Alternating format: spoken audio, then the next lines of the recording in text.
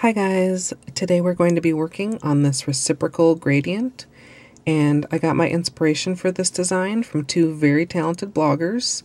The first one is Wacky Lackey, and her pink version for Valentine's Day I saw on Bariel's Facebook page, and then when I checked out her blog post, her inspiration had actually come from Globe and Nail, who did this in a very cool shades of gray and actually gave it the name of the reciprocal gradient. So if you'd like to check out those, the blog posts are linked right down in the information box. And if you'd like to see how I did my version in purple, just stay tuned. So I thought I'd start today's tutorial just after I've applied my base coat. Today I'm using Orly Bonder because they've been out of my normal gripper the last couple times I went to Sally's. And for those of you that are noticing my nails are a little shorter, I did do a trim just a few days ago. And if you'd like to see some pictures of that, I have before and afters on my Facebook page. So for the gradient, I'm going to be using three colors. The darkest color is Zoya Pinta. The lightest color, I'm actually using this white, which is Zoya Purity. And then they're going to blend in the middle into Zoya Malia. And so that's what I'm going to use as my base color.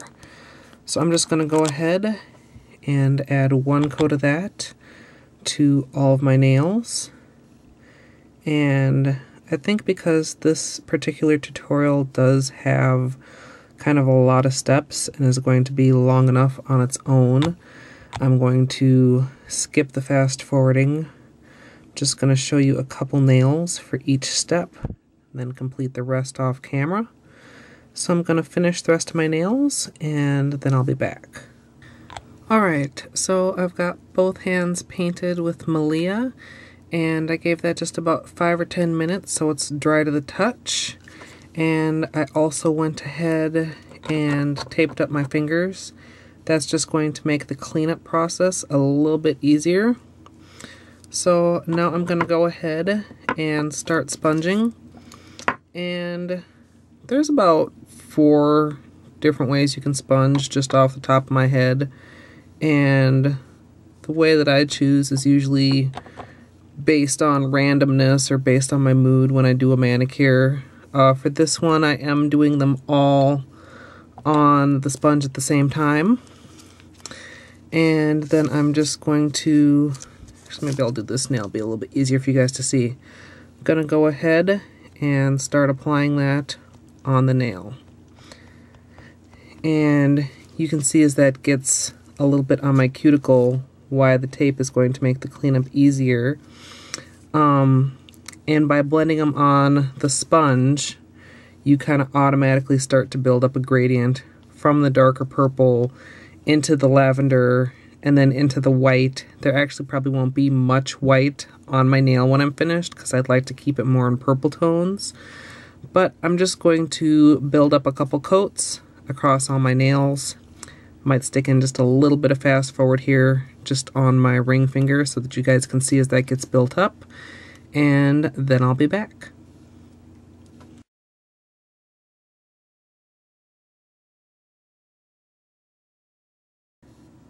So the next step, once you have your gradient complete, is going to be to let it dry completely.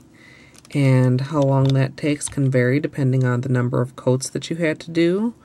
I thought this was going to take 3, but it only ended up taking 2. And to speed it up even more, I'm going to top it with a layer of Seche Vite, which is a fast-drying top coat. And you just want that to be completely dry for when you apply the tape so that the tape doesn't pull up your base color. But you can also see as the Seche Vite smooths out that finish what this would look like if you just wanted to wear it on its own as a gradient. And you can certainly do that. But I'm going to finish off both hands, and while that's drying I'm also going to go ahead and cut my pieces of tape. So I'm going to need about 3 for each finger. That's another thing that's up to you, depending on how wide you want your stripes to be. Okay, my nails are completely dry so that I can apply the tape without fear of pulling up my base color. I did actually buy some striping tape since the last time I've done some taping, so I just took and cut some little strips and stuck them on this little wheel of rhinestones. And how you apply the tape is up to you. Every time I do tape, I kind of get frustrated. It's like if I use my fingers, I wish I'd used a tweezer. If I use a tweezer, I'm like, is this really worth all this messing around and hassle? But you just want to start applying the tape. Get it on there as straight as you can. Like I said, if you want to try and get them all kind of equally spaced, you can. Mine are going to be a little bit uneven, but still parallel.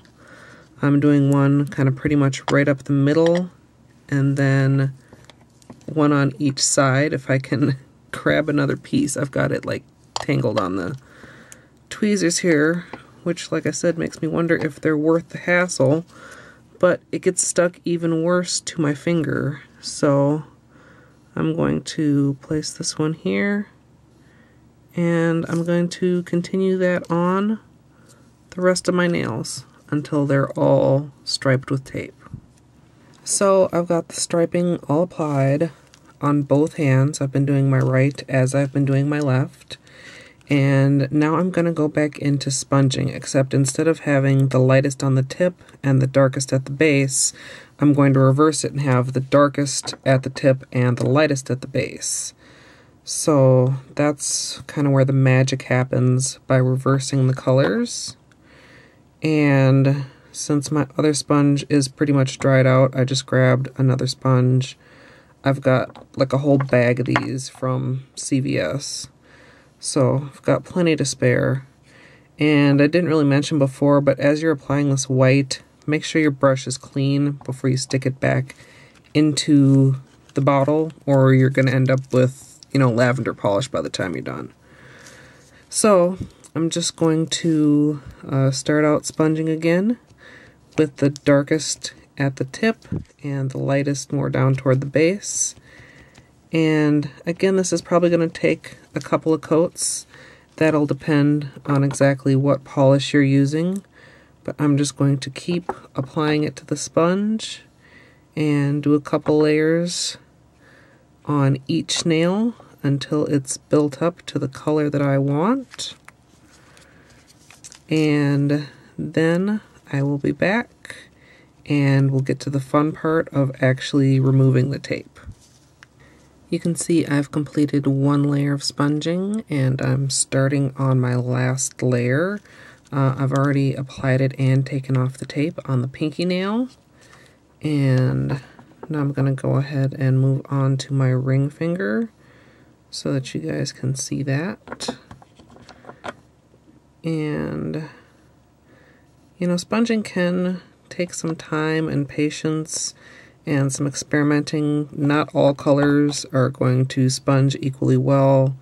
You know, if you are using a color that's very sheer, you're going to need more layers to build up the color. But with a little bit of patience, I really like the way that it turns out. And so I'm just going to finish blending these colors onto my ring finger. Make sure to get down near to the cuticle and at the sides.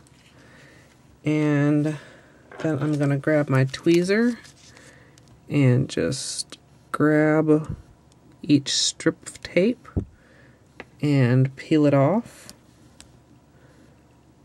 And I did my experiment a while ago showing that you get cleaner lines if you remove the tape while the polish is still wet.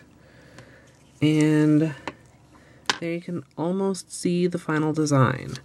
I'm going to go ahead and finish off the rest of my nails, and then I'm going to come back and remove the tape around the nails. Okay, I finished off my left hand, and I thought I'm going to go ahead and take off the tape around my nails because that'll make it easier to finish off my right hand. And again, if you want some more details on this, I'll refer you to my taping tutorial. I'll include a link. I've already cut the undersides, so now I'm just going to grab on with my tweezer and kind of pull it off around the edge. And there you can see just a comparison between that nail that I've pulled off the tape and all the other ones, how much cleanup that's going to save you. So it's optional, but it will save time, even though it does make it a little bit more awkward while you're working. Well, I was going to show you guys the cleanup, and then I decided, you know, that's what the tips and tricks playlist is for, is to shorten up things. There's a cleanup tutorial in there, and I'll also include a direct annotation and a direct link in the information box if you need some more details on how to do that. But once you're all cleaned up, you can go ahead and finish with some top coat. And you can see that just smooths everything out really nice, and will also help to even out the finish so that if you have any, you know, lumps or ridges from the tape, that gets all smoothed out. And yeah, that's that. So I really hope you guys enjoyed this tutorial. I'd like to say thank you again to Wacky Lackey as well as Globin Nails for introducing me to this design. And this is also the start of my scheduled programming. So going forward, you guys can expect at least one tutorial a week from me. And that guaranteed upload is going to be on Sundays at about noon Central Time. So something for you guys to look forward to. That's not to say that there may not be some extra videos during the week if I do have time, but Sunday is going to be kind of the go-to day. So there's just a little comparison you guys can see.